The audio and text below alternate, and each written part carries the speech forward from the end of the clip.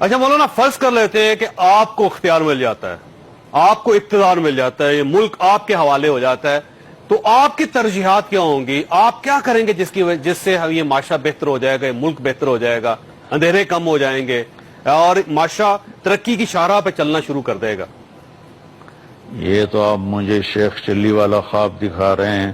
نہیں سر، تو ہم سب کو ذمہ داری اٹھانی پڑے گی نا۔ آپ فرض کر لیتے ہیں سر، ظاہر ہے آج تک نہیں، اس وقت نہیں ہوا کہ کسی عالم دین کے پاس حکومت ہو اور میں ہم اس ہمیشہ کو دنیا دار لوگوں پہ تکیہ کرتے رہیں۔ اگر فرض کر لیں کہ عالم دین آپ جیسا وہ حکمران بن جائے تو وہ کیا کرے گا معاشرے کے لیے؟ میں اس کا حل قرآن سے پیش کرتا ہوں۔ جب میری وہاں سپریم کورٹ میں بات ہوئی تھی تو وہاں بھی میں نے یہ بات رکھی تھی، اور جتنے بھی حکمرانوں سے مجھے اللہ نے ملنے کا موقع دیا، سب سے ملنے کا موقع دیا، سب کو دعوت کی نیت سے ملا، اور اللہ کا شکر ہے، صرف اپنی صفائی پیش کرنے کے لیے کہہ رہا ہوں کہ میں نے کبھی ان سے کوئی ذاتی مفاد نہیں اٹھایا، محض اللہ کا پیغام جا کے سنایا۔ تو وہاں میں نے قرآن سے حل پیش کیا تھا کہ ابراہیم علیہ السلام نے جب کعبہ کی بنیاد رکھی تو 3 دعائیں مانگی۔ پہلی دعا تھی رب اجعل ھذا البلد آمنا، کہ یا اللہ اس شہر کو پرامن بنا دے۔ تو کسی بھی حکمران کے لیے پہلی چیز ہے کہ وہ اپنے ملک کو پرامن بنائے، اور پرامن بنتا جب انصاف قائم ہوتا ہے اور دشمن اور مجرم کو پراپر سزا ملتی ہے، اور قانون وہ بے لاگ ہوتا ہے، وہ بکتا نہیں ہے اور اس میں جھول نہیں ہے۔ ہمارا قانون تو ہے ہی کوئی نہیں۔ تو پہلی چیز جو ہمیں قرآن سے ملتی ہے وہ ہے امن قائم کرنا۔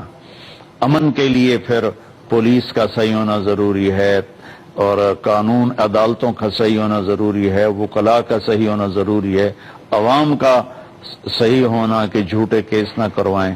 دوسری چیز جو ابراہیم علیہ السلام نے مانگی، وَارْزُقْهُم مِّنَ الثَّمَرَاتِ لَعَلَّهُمْ يَشْكُرُونَ، یا اللہ ان کی معیشت کو بہتر فرما، ان کو پھل کھلا، روٹی بھی نہیں کہی، پھل کھلا، اور پھل تو اچھی معیشت سے ہوتے ہیں۔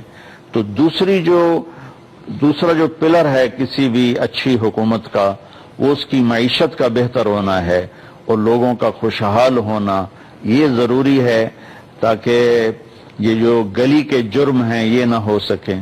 اور تیسری دعا مانگی ربنا وابعث فیہم رسولا منہم یتلو علیہم آیاتک ویعلمہم الکتاب والحکمت ویزکیہم، کہ یا اللہ ان کے پاس کوئی معلم بھیج جو ان کو علم سکھائے، علم سے آراستہ کرے، اچھے اخلاق اور تہذیب سے آراستہ کرے۔ تو 3 چیزیں کسی بھی ریاست کے فلاحی ہونے میں قرآن سے ہمیں بنیادی ملتی ہیں۔ امن کو ترجیحات میں لیا جائے، تعلیم کو ترجیحات میں لیا جائے، اور اکانومی کو ترجیحات میں لیا جائے، تو اس کے بعد باقی چیزیں اس کے ساتھ جڑ جائیں گی۔ یہ میرا ناقص تجزیہ ہے، ضروری نہیں میں نے صحیح بات کی ہو، لیکن میں نے اپنی بساط کے مطابق جو قرآن سے سمجھا وہ میں نے آپ کے سامنے پیش کیا۔